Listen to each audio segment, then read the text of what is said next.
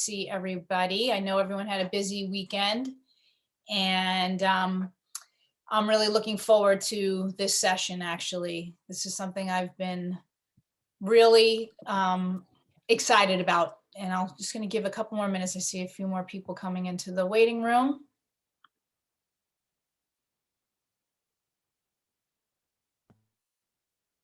Awesome, great group. All right, let's get started because I want to be mindful of the time since it is a school night. And tonight we have someone who has come highly recommended to me. And when I heard student athletes at Endicott College talk about our guest tonight, they were just beaming and just said to me, you have to have your impact players be exposed to the speaker. She was amazing. And that's the message that kept coming back. I spoke to a lot of coaches also who have been part of our guest speaker series, and they said the same thing. So tonight we have Emily Perrin here, and she is going to speak to us about wellness and performance. This is a topic or subject matter that is very important to us as impact players, especially as we continue to develop who we are as players on the field and who we are as people off the field. So Emily comes to us also with a soccer background, which also just made my heart beat a little faster. So she played Division I soccer and also coached at the Division I level. And she also comes from a soccer family where her dad was a coach as well. So she really brings a lot to us from a soccer perspective. And Emily, I'm going to let you take over and introduce yourself, and please introduce your company to us as well. And you might need to just unmute yourself, and I will let you take over. So please, Impact, let's welcome Emily Perrin. Great. And let me know if I cut out at all. For some reason, I know the other day when we were on a Zoom, my internet has just been a little wonky. Our whole building is struggling with it. Generally, though, it just cuts out for a second and I come right back in. So if that's the case, just give me a flag, give me a wave. But I am so excited to be here with you guys tonight. My name is Emily Perrin, and I am the CEO and the founder of Perrin Wellness and Performance. And that is a company that I started on my own about 3 years ago. And really, I landed on this work by way of being an athlete and being a coach my whole life. And growing up as a coach's daughter, you know, my dad coached college basketball for the first 10 years of my life. I played soccer at the University of Virginia, and then I got straight into coaching. I coached at the youth level, and then I coached collegiately at the University of Pennsylvania in the Ivy League. And really, that's where I saw a need for the work that I was doing. And I was young, I was 26 years old, and I just had no idea how I was going to do that. And so I left college coaching. And I'm very honest about my own journey and struggle with my mental health and my well-being. I've dealt with a lot of anxiety in my life, and I'm not ashamed to talk about it because it has really led me to this work. And so in an effort to really navigate my own anxiety and live a life that was healthy and balanced and productive, I found meditation and I found mindfulness and yoga and breath work. And so really through these 4 practices is how I had this honestly epiphany that, oh my gosh, this is how I want to work with athletes. And this is what I want to bring to the athletic community. Because I believe that what they give us is insight and awareness into who we are and how we work and how we think and how we feel. And that is really power. And it gives us the ability to navigate life and navigate sport in more efficient ways. And so that is really what my company and my work is all about. So I currently reside in Durham, North Carolina. And I do a lot of work at Duke University with their athletic teams. I do a lot of work at NC State, but really I work all up and down the East Coast, to be honest. I've done, I work with women's lacrosse at Michigan. I've done work at Hopkins. I've done work in Towson. I've worked with UConn women's basketball. So really kind of all over the place. And I think what we're finding is in sport and elite sport, what I do, how I work with athletes is becoming more and more relevant. And so I'm so excited to be here with you guys because one, right now, I actually don't work with a lot of soccer teams and a lot of soccer players. And I think that just kind of ebbs and flows. I was doing a lot of work with the North Carolina Courage. And at one point when I first moved down here, and that's kind of faded off, but I'm so anytime that I get a chance to be in front of soccer players and talk soccer lingo and just be with my people, I get really excited. So I'm super excited to be here with you tonight. And what I am going to do is introduce this concept of mindfulness and really talk to you about and kind of take you through what I consider to be mindfulness 101. And really lay out for you, why is this such an important thing? And why do we need it as athletes and as young women? All right. And so what I would love for you guys to do is be open, and I would love for you to take notes, but I don't want you to take notes to the fact that you're distracted. So what I really would rather you do is, okay, have your notebook or take notes on your phone or your computer, but really just try to listen and try to observe. There is going to be a point where hopefully we get some interaction and we can get you guys talking, because I think that's amazing and so great. I mean, oh my goodness, there's almost like 60 people on this. So hopefully we can get some girls talking about some things. But really, what I always say when I come in and do a workshop like this is, if you can take one thing away from what I am giving you tonight, gold star for you, right? The idea of trying to like take every single slide away and every point that I'm making and try to implement it into your day-to-day and your performance, nobody can do that, right? Not even the pros that I work with can do that. Like, can you take one thing away from this session and start using it right away? And hopefully you will be able to.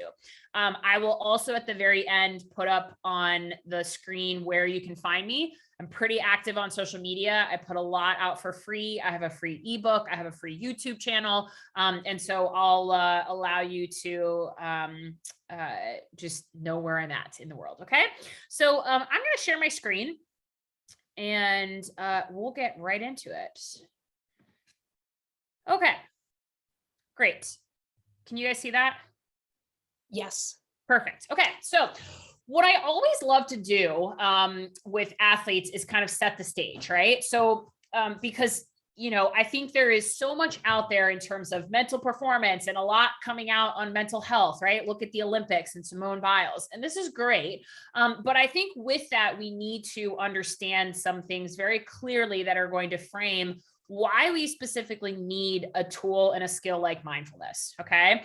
So 3 biggest things right now. Okay. And I'm actually going to start with the last one, which is we are still very much in a pandemic, right? Yes, things are getting better. Many states at this point, I've done a lot of traveling over the last month, have removed their mask mandates, but guys, COVID is not over. And for the last 2 years, really, we've been living in a very altered reality. And so with that has come a new normal, and a new normal for sport, right? And a new normal for how we interact with our teammates and our classmates at school. And with that comes a lot of mental health issues, to be honest. We see anxiety at an all-time high. We see kids struggling with sleep. I will tell you right now, I work mostly at the collegiate level, and I would say 99.9% of the issues that my kids are dealing with in college is sleep. And when we're not sleeping, our brains are not functioning well. So all of this, and I take a very holistic approach to performance enhancement. And sleep is a massive piece of that. All right. Let's go back to the top, which is information overload. We live in an information overload. All right. One of my favorite meditation teachers actually calls 2022 a blitzkrieg of information. A blitzkrieg is kind of like just a bombing. And it is true. Like, look at social media, look at Twitter, I mean, we have information at the tip of our fingers. We can Google anything. And at this day and age, it's just overwhelming. And so the amount of stimuli that is coming into our brains and our emotions is so much. And I think it's even heightened for athletes because we are in the spotlight. Okay. And then on top of that is this second point, which is we live in a world where really we're conditioned to compare. I mean, if we're not mainstream, we're different, we're other, and somehow that's less than, and there's a lot of reasons for that. But I think especially in sport specifically, we have to compare, right? Because we are on a team, and ultimately, if we're playing competitive sport, we need to be putting the best team on the field because there's winning and there's losing. And so in sport, we are constantly evaluated on our performance, and we are having to assess our performance and at times compare. And what I often find is that is all, kind of that in itself, but all three of these have been a breeding ground for just not being able to navigate our train of thought at times. Again, I mentioned anxiety is at an all-time high. And when we are anxious, we feel like we can't control our train of thought. And I typically call this, most kids have seen or know the movie Alice in Wonderland, right? And what does Alice do? She, at the very beginning of the movie, goes to chase her, I can't even remember, is it her cat, down underneath the tree, the rabbit hole, right? And then all of a sudden she just like falls in and she's in this totally different land. This is what often happens for us and our train of thought. I call it going down the rabbit hole. Okay. We have a thought. It makes us anxious. We think about playing time. We think about, oh my gosh, well, I didn't play as good as I thought I did. And then all of a sudden, right, we are down the rabbit hole and we just can't control our thoughts. And that's really normal and it's really common. But there are also tools and skills that can help us decipher and manage our minds. And that is what mindfulness is really all about. Okay. And so this is why I think it is so important, and so important to be speaking about with athletes. And this is why I do the work that I do, because mindfulness provides us a different kind of lens for how we think about and relate to our thoughts. Okay. So let's get into this. And I'm actually going to, there we go. Pose this question to you guys. And I would love to, and we'll kind of just honestly popcorn this and we'll just see. All you need to do, you don't need to raise your hand. You just unmute yourself. What is mindfulness? What do you think is mindfulness?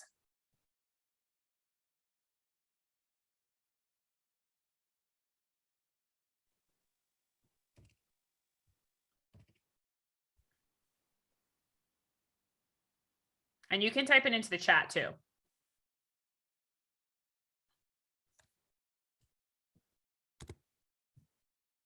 I'm actually going to stop sharing my screen for a second. So let me frame it this way. And again, there's no right or wrong answer. And I know it's really intimidating to unmute yourself and speak in front of 60 people, but if there's a brave soul, like if I were to ask you to mindfully tie your shoe, we all know how to tie our shoes, hopefully, right? How would you perceive that? How would you take that in? How would you mindfully tie your shoe?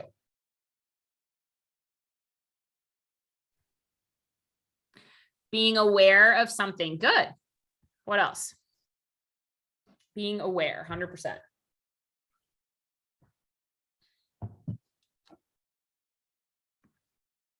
And again, feel free to totally type it into the chat as well.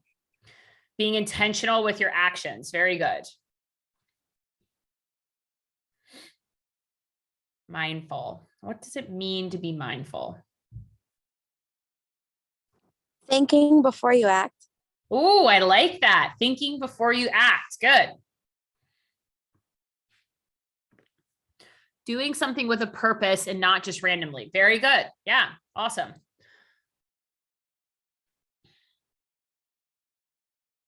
Anything else? Going once. Going twice. Maintain feelings.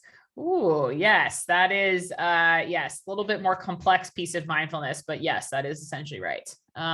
Okay, great. So awesome. Generally, everybody can tell me that mindfulness is some type of like paying attention, an awareness piece, an intentional piece, 100%. All right. I'm going to give you the definition that I work off of, which is in most research, in most studies that I look at, this is the definition that in the United States, the Western world we use. Comes from a guy named John Kabat-Zinn. And yes, it is 100% paying attention in a particular way, though. We pay attention on purpose, which a few of you got. We pay attention in the present moment, and we pay attention without judgment. Did anybody throw that last piece out? Without judgment? No. And most people don't. And so mindfulness is one, a way of being. So we can actually be mindful, but it's also a quality that we can train. Yet it is a very old Eastern Buddhist and Hindu concept that as it's made its way to Western culture, the United States, here in 2022, it's lost some of its meaning.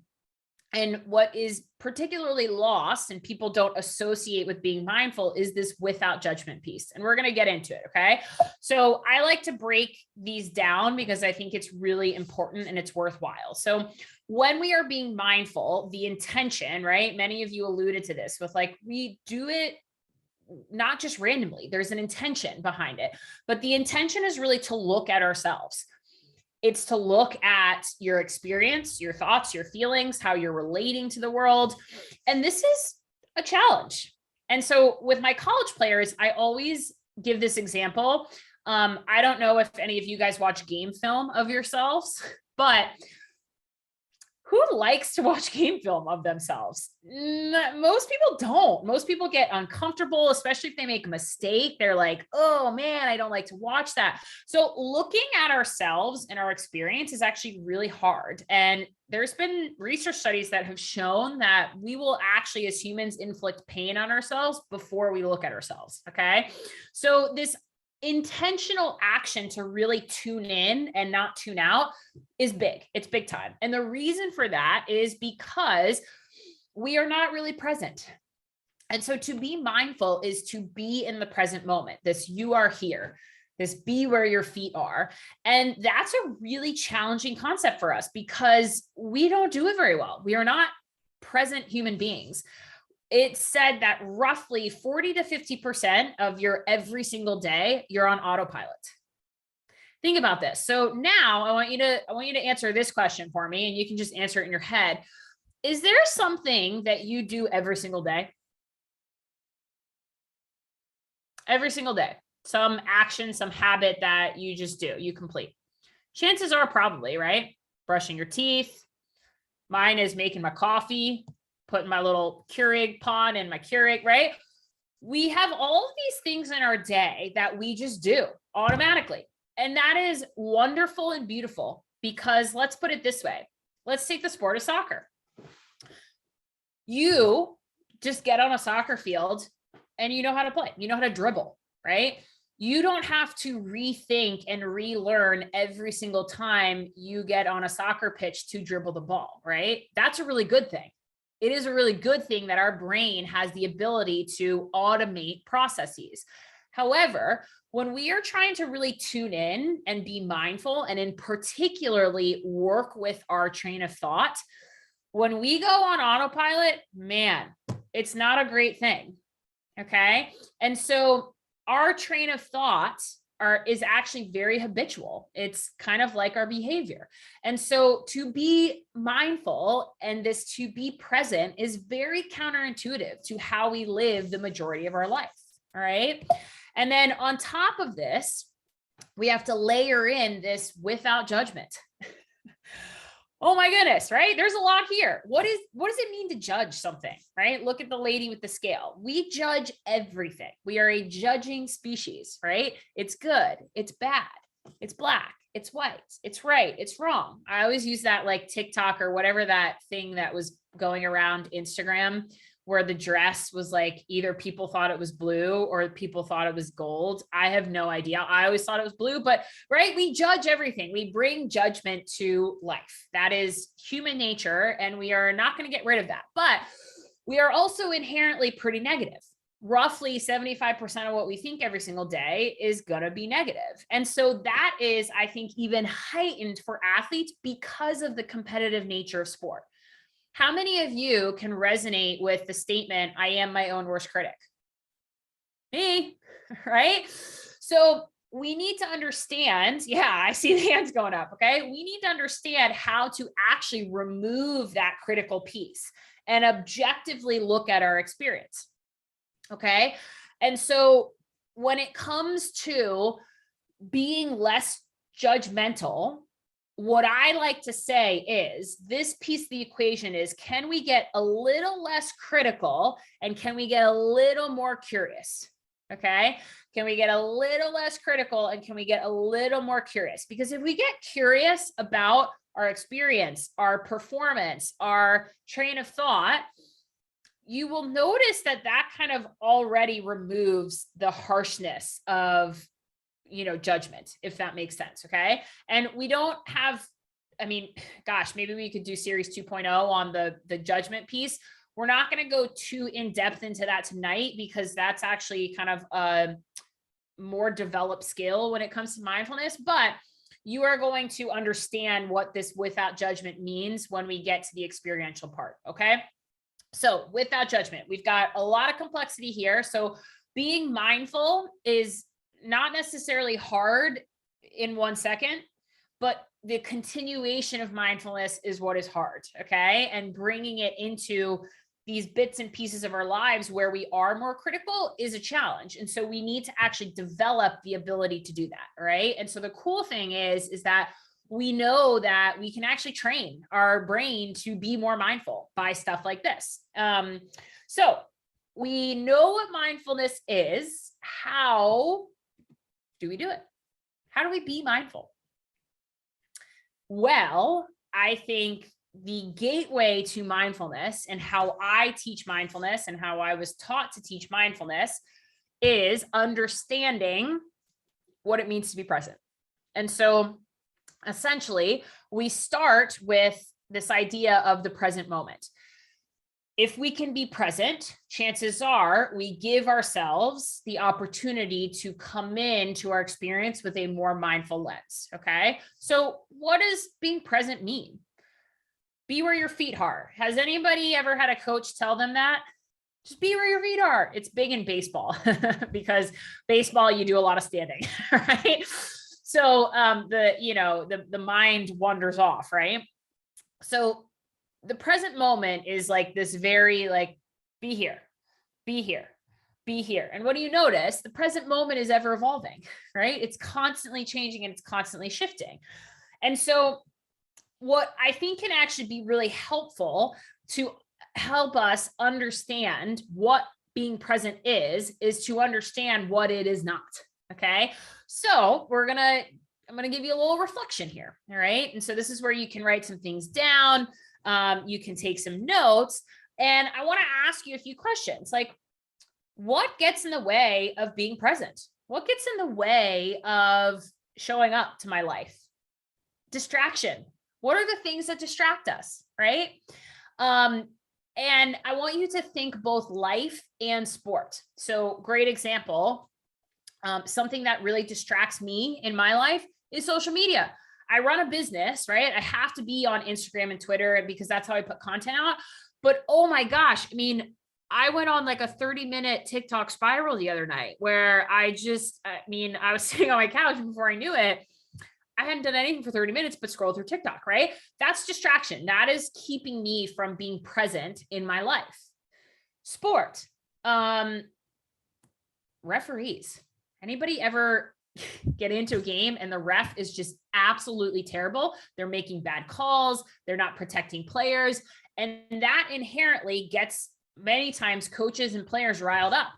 But that distracts us from actually the task at hand, which is to play, right? So I want you to reflect a little bit. I'm going to give you, let's put, I'm going to put 2 minutes. All right, on my timer right now. And I want you to just go, write all the things down, and they can be very big and they can be very small. Okay. What are the things that distract us?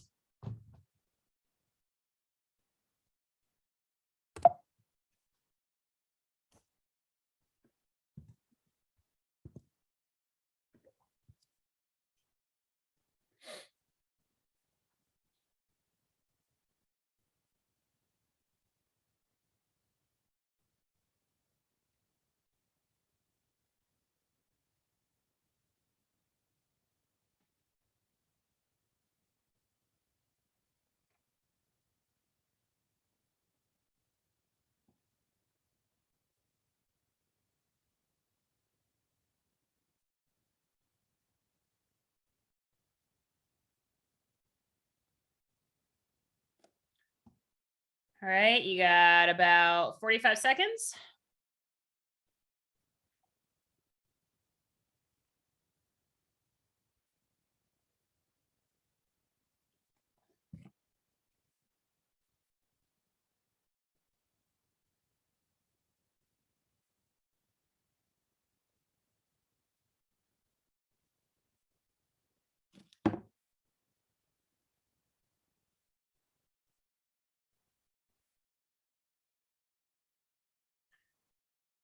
All right.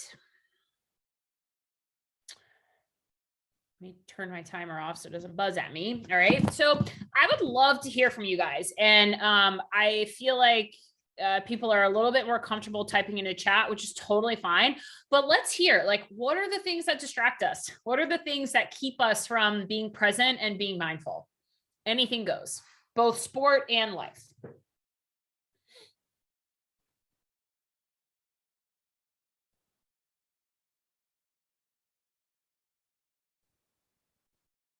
Social media, absolutely. Friends, yeah.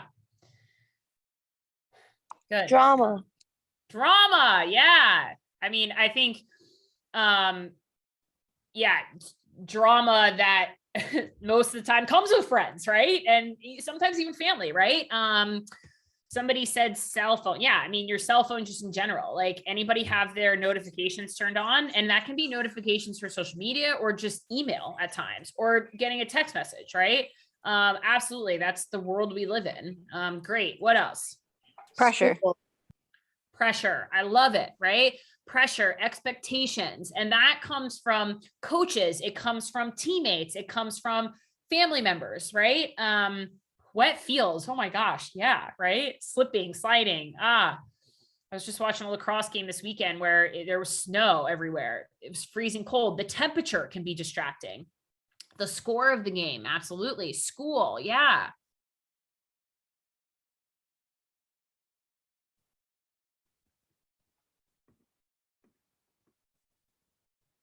Just going to give it another 10 seconds in case anything else comes in. What others say. Oh my gosh. Yes. Right. Absolutely. Thinking about college. Yes. I remember that.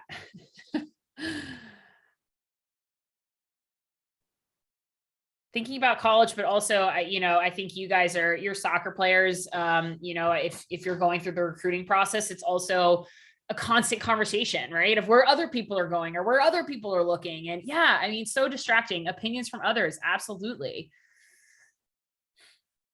What else? I think it's so valuable to one, I always love to, when I have a team or a group, to share and get people to share, because one, in sharing, people understand that they're not alone, right? I hope my TikTok spiral of 30 minutes helped you understand that we all do it. And two, it also really normalizes distraction. And I think we need to do that. I think we need to normalize the fact that we live in an information overload and things are all over the place for us. And we've got a lot on our plates. And so this idea of being present and being mindful is really challenging.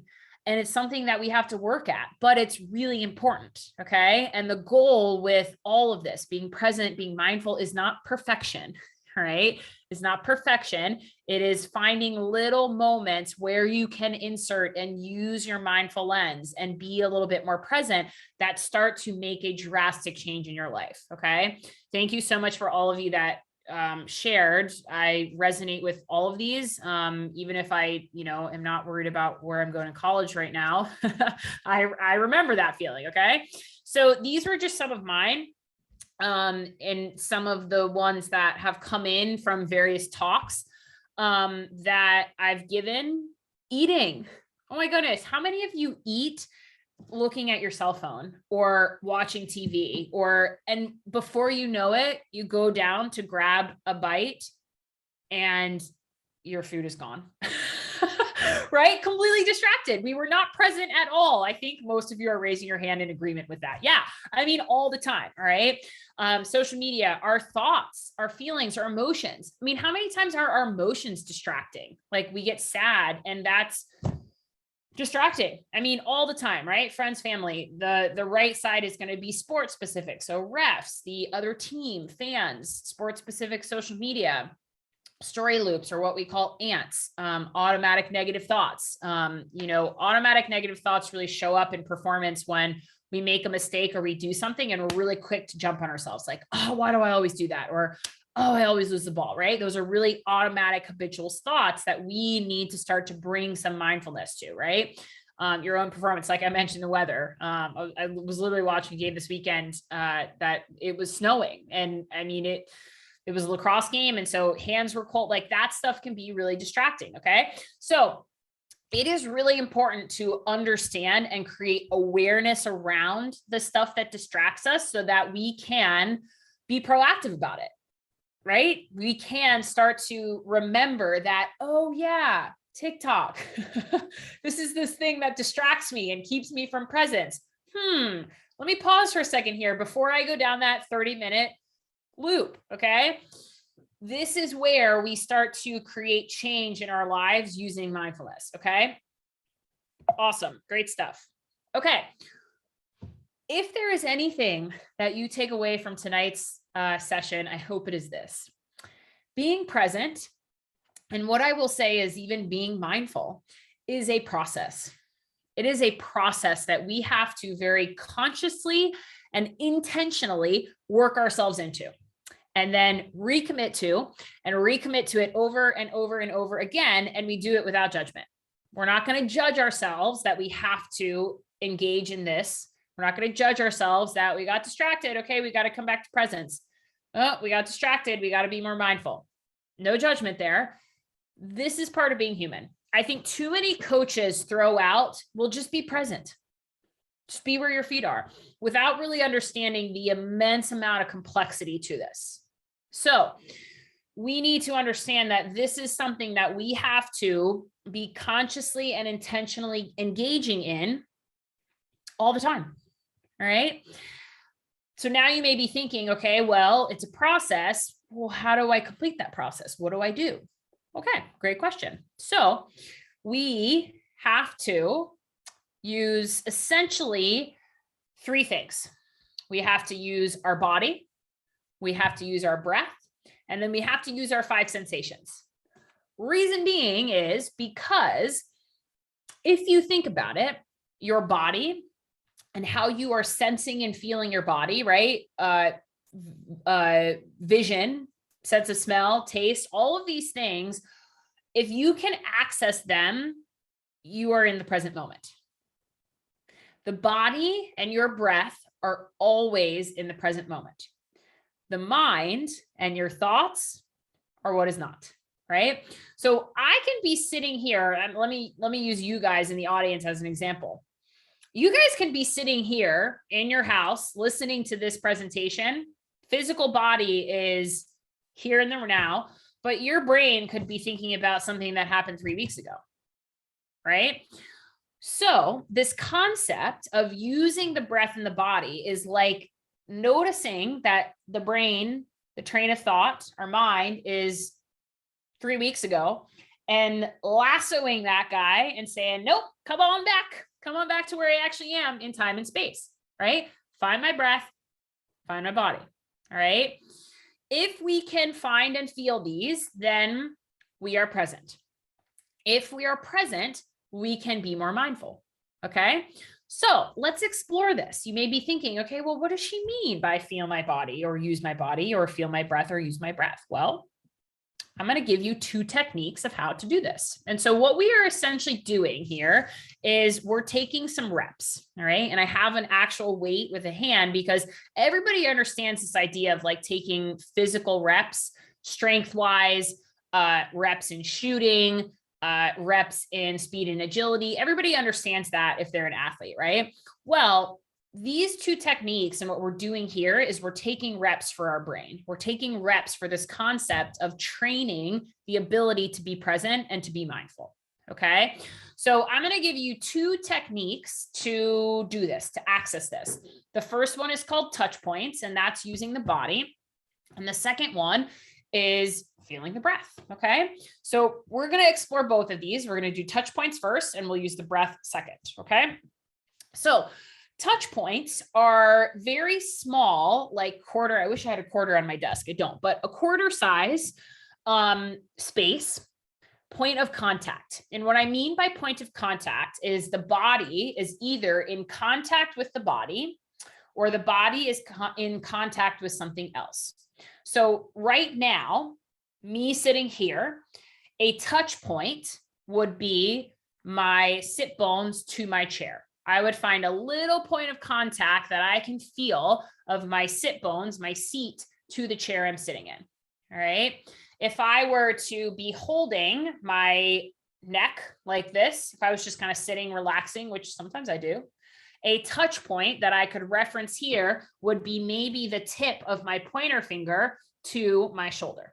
Right. So we're looking for points of contact. So can somebody type in the chat a point of contact or a touch point in the game of soccer? There's a very obvious one. Oh, shoot. I think if I, there we go. Now I can't see the chat if my screen share is on. What's a touch point in the sport of soccer for soccer athletes? Body is in contact with something.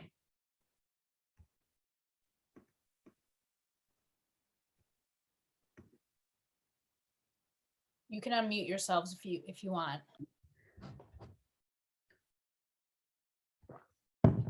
The ball is a good one. All right. Foot to ball. But very rarely are we just stagnant with the ball at our foot. Right. So what's an even, hopefully more obvious one?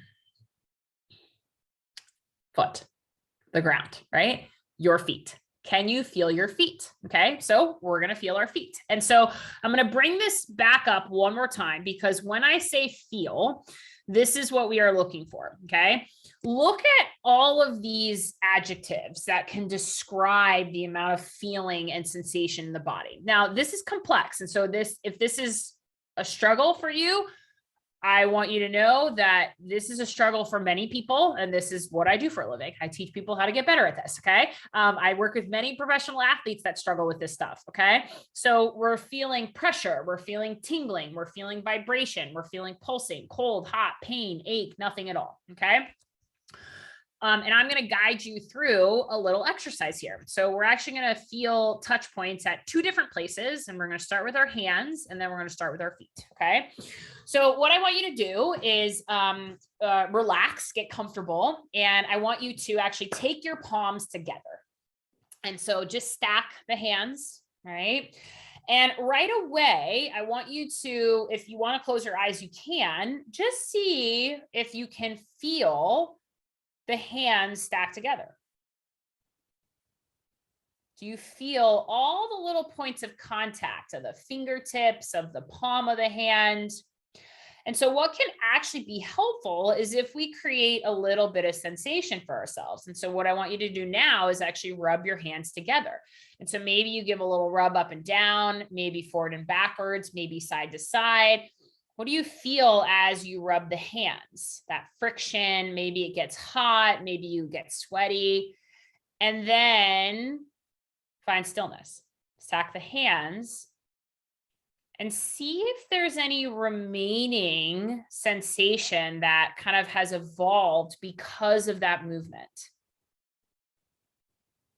And so for me, I can actually feel the pulsing at my pointer finger. And so again, we're not so much thinking about the hands. And this is why it can be really helpful to actually remove your eyesight and just close your eyes. We're really trying to feel.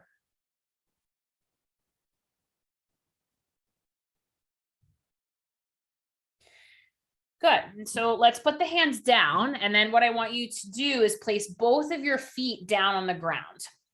And so right away, with both feet on the ground, I want you to find that concept of just finding a little bit of movement. And so wiggling the toes, and then maybe kind of almost picking up the top of the foot, putting it down, pick up the heel. And so you're kind of rocking the foot. And so can you really feel the pressure, the contact? What do you feel at your feet? And then find some stillness with both feet fully planted to the ground. And then find just the tiniest little touch point and what's there, what feeling is there.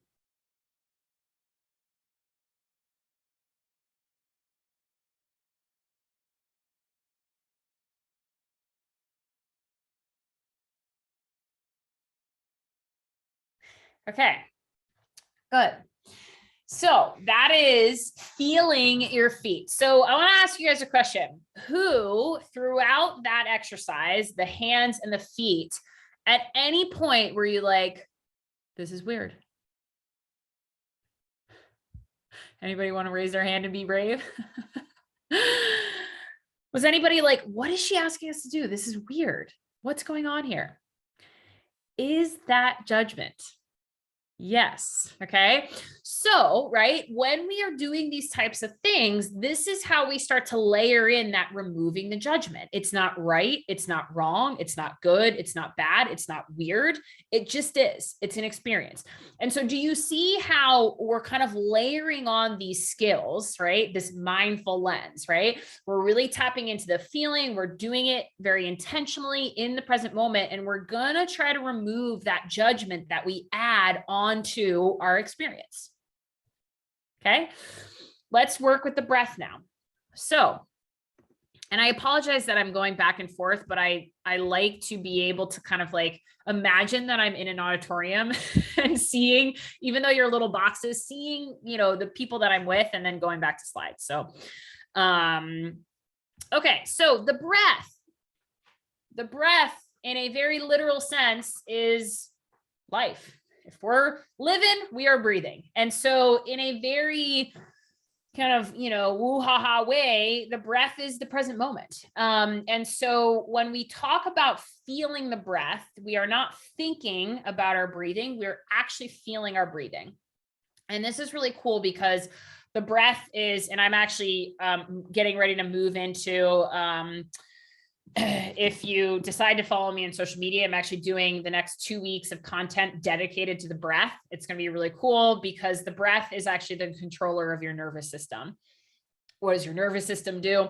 Controls everything. And so what I'm telling you is that, hey, actually your breath is in control of everything. All right. And so I think that the breath is an athlete's most valuable yet underutilized tool, because the breath has the ability to physiologically shift what's going on for us in our bodies. And this is a really big deal. So, but it also helps us train concentration and the ability to be present. So when we feel our breath, we feel it at 3 different places. The nose, so air coming in and out of the nostrils. The chest, so kind of this area, right? So this is your collarbone, your sternum, and then your rib cage. So when we breathe in, the lungs inflate, ribs, chest expand. As we breathe out, everything collapses back down. The belly, all right, same thing. When we breathe in, the belly expands, it gets nice and full. And then when we breathe out, it collapses back down. And so we are feeling, tapping into the sensation of the movement essentially at any of those 3 places. Okay. So let's do a little bit of breath work. I will tell you this right now. When I teach, I close my eyes. And that's just because I've gotten into the habit of that, so that I'm not looking around and I don't get distracted. So if you are looking at the screen, you're going to see me with my eyes closed. All right. So what I would like you to do is be comfortable more than anything, but it is helpful to be in a seated position, not slouched or kind of hunkered down. All right. And so what I would like you to do is actually take a deep breath, a nice, big, full, deliberate breath in. So in through the nose, fill up. And then as you exhale, you can either exhale through the mouth or through the nose. And then allow your breath to just be natural. So mouth stays closed and just breathing in through the nose and breathing out through the nose.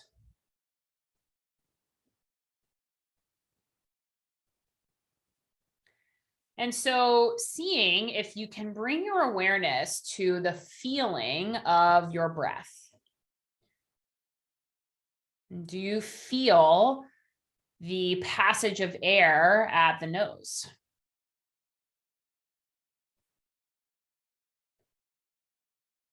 Do you feel the rise and the fall of the chest or the ribs?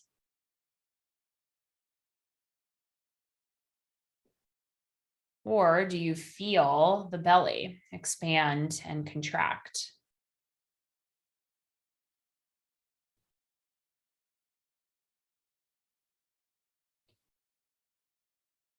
And you may notice that the mind has already wandered off. It's gotten distracted. You forgot what you were doing. You got bored. You got thinking, who is this lady? What is she asking me to do? And so presence is a process. And so can you, in this moment, bring your attention back to feeling your breath?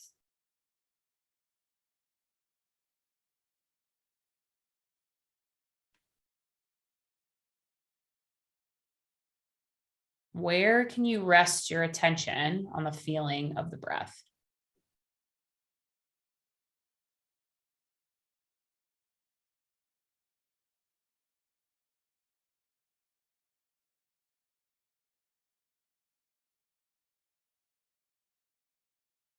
Let's take one more. And then start to open your eyes if they were closed. And let's take a little poll here. And I won't actually run a poll, but let's just type into the chat. Where did we feel the breath? Nose, chest, or belly? And I'll type mine in. Mine is always my belly. Okay, we got a nose, chest,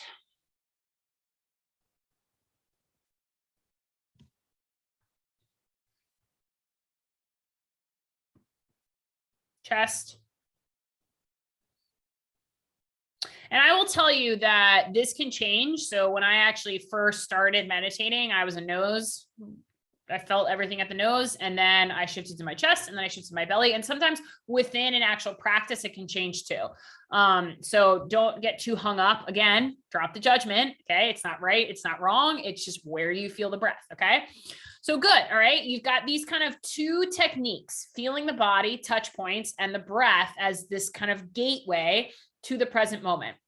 And so what we call these, the breath, touch points, there's various techniques to use. Sound is another one. We call them anchors. What does an anchor do? An anchor drops in the middle of the ocean for a boat to hold it down. And so what we can think about with these are an anchor for the mind, our attention. Okay. And so this can be such a helpful tool. And I can resonate with this so much because I've dealt with so much anxiety. It doesn't, finding my breath, being able to feel my breath doesn't stop my anxiety. But what it does do is it gives me just a little pause. Okay. And that's what we're looking for. And so what I want to bring you into right now, because this is going to wrap things up really nicely, is why are we doing this? Why are we talking about mindfulness? Why are we talking about being present? Why are we talking about, or why are you making me feel my breath? And why are you making me feel my body? I think this quote is so profound and sums everything up so beautifully of why we are doing this. Viktor Frankl is a Holocaust survivor. He was also a doctor, a psychologist, actually. And he is coined with this quote: between stimulus and response, there is a space. In that space is our power to choose our response. And in our response lies our growth and our freedom. And so what he's essentially saying is that we have stimulus, meaning stimuli, meaning anything that happens in our life. We lose a soccer game. Mom yells at us. I get mad at my brother. I go to practice. I flunk a test, right? Whatever. Stuff happens in our life every single day. And we are called to either react or respond. We've got to respond. That is what it means to be a living human being. So we have stimulus and we have a response. And mindfulness is the space. And so what we're saying is that between the things that happen to our life, and sometimes the things that are happening in our life are literally thoughts and emotions. They are things that we are thinking, we are creating for ourselves. But we always have to respond. There's always a follow-up. There's always a response. But we always have the choice to find some space. And so this diagram, I think, is such a beautiful analogy of what we are doing with mindfulness, what we are doing with feeling our breath, what we are doing with touch points, is we are giving ourselves a little bit of space. We are giving ourselves a little bit of breathing room to be able to say, how do I want to respond to this? Do I want to respond in a way that's going to help me and serve me? And help me be the best soccer player that I can be, or help me be the best sister that I can be? Or do I want to just react? Do I want to respond in a way that's not going to serve me? So this is a really big deal. This stuff, can we create? And so the personal example I was just using with my own anxiety is what I was finding is that if I could notice, right, my anxious thought, my worry, and breathe, find and feel my body, find and feel my breath, I gave myself a little breathing room. I was able to say, oh my gosh, feeling a little anxious, or I'm having this anxious thought right now. What's going on here? Do I want to respond to that right now? Do I want to keep going down the rabbit hole there, right? Do you see what power lies in this and the ability to work with and transform our thoughts? This is a really big deal. And so what I did tonight, ladies, is just give you the door. I gave you the door. I didn't even really open the door for you. Okay. I just gave you the door and said, hey, there's these two things that help us be a little bit more present, because if we can be present, we know what's going on in our experience. We can actually understand where our thought process is. Feel the breath, feel the body. And now, right, a lot of this work comes in building on this skill. Okay. So I just gave you the very starting point of this journey.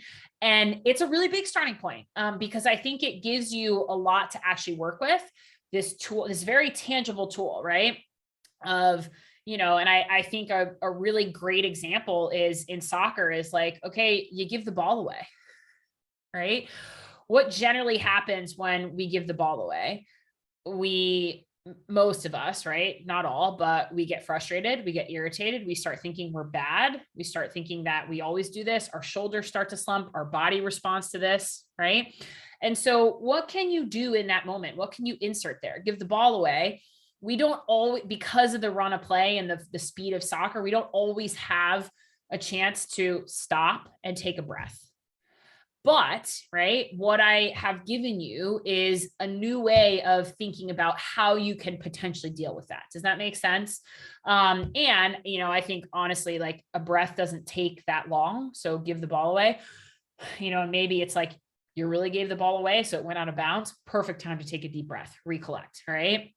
I work in baseball quite often. My guys were playing today, and I work specifically with a lot of our pitchers. And so pitching is It's a tough line of business to be in, right? Because pitching is really hard. Hitting a baseball is one of the hardest things to do in any sport.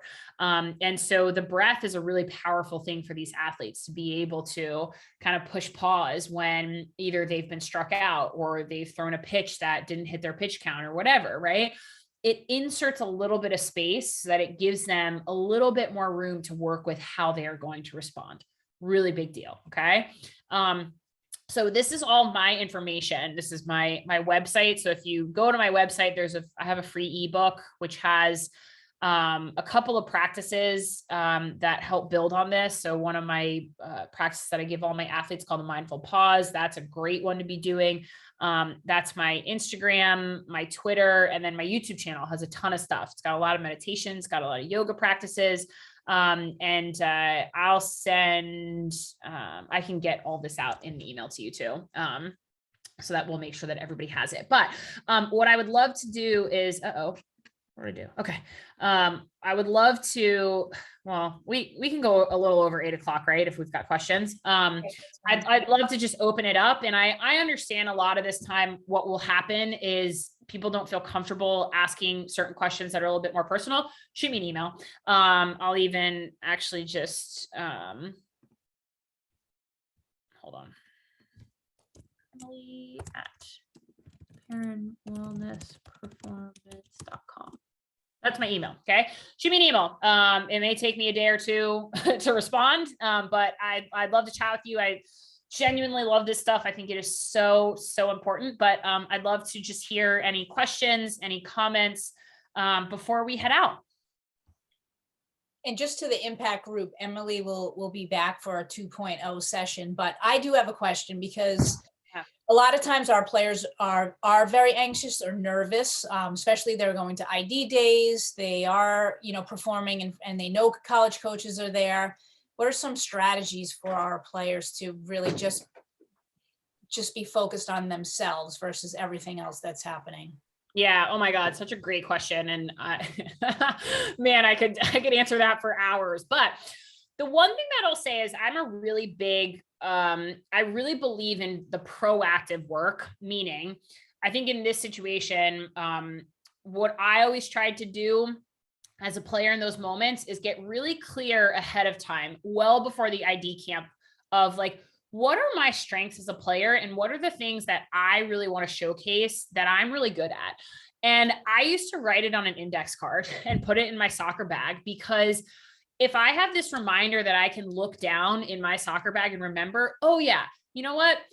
The only thing that I need to be focusing on is my ability to finish today. I was a striker, right? I was a finisher. My strength, from the time I was 10 to the time I finished playing college was being able to finish finesse. Okay. If I could get one finesse shot in a game and showcase myself, gold star for me, right? So be thinking proactively about like, what are my strengths? What are the things in my game that I need to be focusing on? And I'm a huge advocate of keeping it simple. 1 or 2 things. Don't try to overload yourself, because the more that you do that, the more anxious you'll get. So that's the really proactive work, the stuff that, and maybe you're talking to your club coach about, or your mom and dad about, right? That's proactive. 2 is, I also think that we, as a sport culture and mental health culture, need to do a better job of normalizing nerves and worry. We are going to get nervous about the things that mean a lot to us. These ID camps, the recruiting stuff, it means a lot to us. It's important to us. So acknowledging that we are bound to get nervous and it's okay.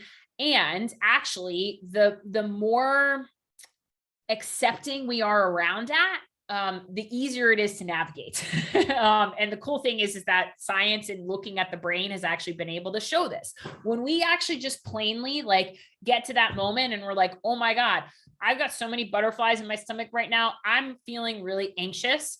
That actually, labeling that and saying that out loud actually dials down the centers of our brain that are emotionally reacting to things. It's pretty cool. So number 2 would be, don't run from it, right?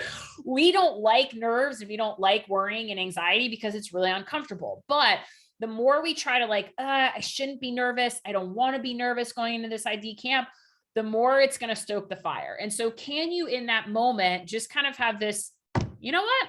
Yeah, this is really important to me. I'm feeling really anxious right now. Huh. See how the tone in which I addressed that was that very non-judgmental? Could I get a little bit less critical and just a little bit more curious? Like, interesting, I'm a little anxious.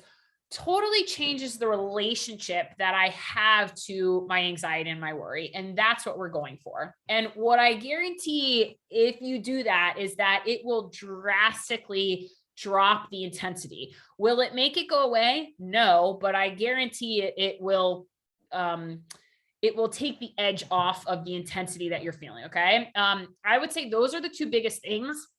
And then I'm actually coming out with after breath. So actually there will be a breath work practice. If you follow me on social media, that would be really good for this, because the breath is actually the quickest way to deal with anxiety. And so remembering to breathe in those moments when we get anxious, and particularly when we're like at an ID camp and we're at a really important event, like our breath rate actually starts to pick up.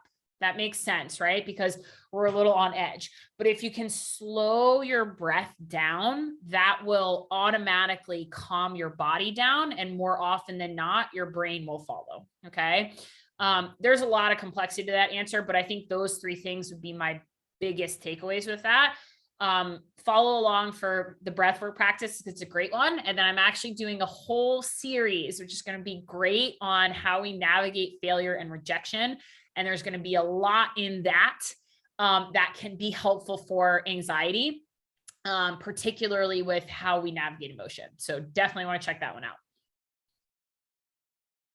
Anything else? There's nothing off the table. That was a great question.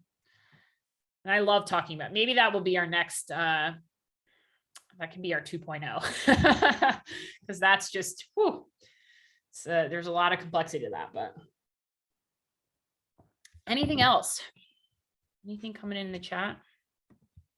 And again, I mean this wholeheartedly, like shoot me an email. I love to talk about this stuff. I would love to help you guys with whatever you're going through, and just keep the conversation going. So. Well, one of the things too that I'm just really proud of our impact group, because they've been through so much, in school with their families, in soccer just over the last 2 years.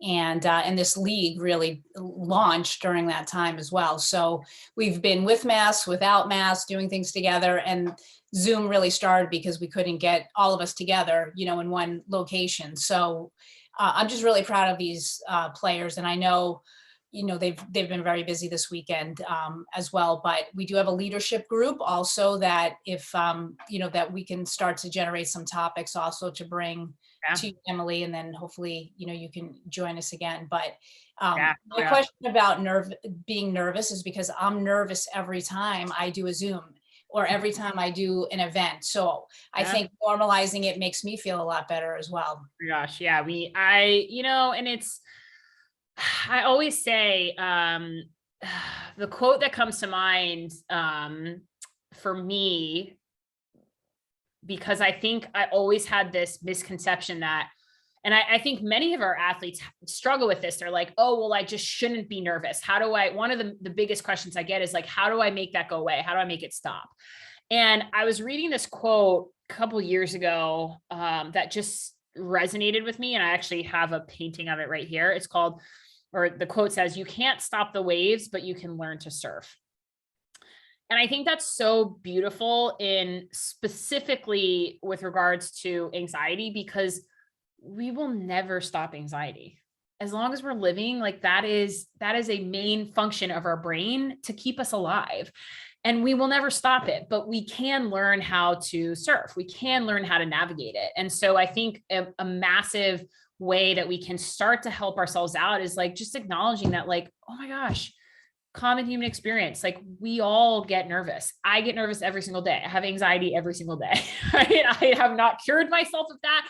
I just have found ways to manage it. And now it doesn't rule my life. And I think that in itself can be such a relief for so many people and get us to the point where, okay, great. Yeah, this is something that I'm never going to get rid of. So okay, great. How do I navigate it? Right? It gives us a really great starting point to then attack it and say, okay, how do I work with it? But then the point about the breath is, I think what a lot of people don't realize about anxiety is that it's such a physiological thing happening in our body. And so we have an anxious thought, but then the brain starts producing cortisol, which spits out a whole reaction to the body. And so the body starts to physiologically react to that. And so we're on edge. We have butterflies in our stomach. Many of us feel sick to our stomach. We get shaky, we get sweaty, heart rate picks up, breath rate picks up. And so at that point, the best thing that we can do for ourselves is actually soothe that response. And so the fastest way that we can soothe that is by breathing. One of my other favorite techniques is actually just shaking my hands because it's literally, in a very literal sense, we need to displace all of that reaction in our body. And so sometimes before I have to go speak, and I get nervous before I go speak sometimes, is I literally before I turn my Zoom camera on, I'll just give myself a nice little shake. And what that's signaling to my body is that, and I think that's a great one you can do on the field if you're nervous before you play, give your body an actual shake, because you're actually moving through all of that hyped up energy that your brain has produced, if that makes sense. So it's a little weird, but it's real. All right. Well, thank you so much, Emily. I really appreciate it. And we will definitely have you back. And this is great. And we will definitely share all of your information to the players. And if the players want to follow on Instagram, I'm following Emily as well. So I think all of the more tools that you can read about and will help us all out. And listen, we are all trying just to do our best. And I think that's what it's all about. Whatever your best effort is, that's what it is. And we're proud of you for it. So just remember that, players, and we're really thankful to have you here. So thank you so much, Emily, for being here tonight. Thank you, players, as well. Such a pleasure to be with you guys, and can't wait for round 2. Yes, definitely more to come.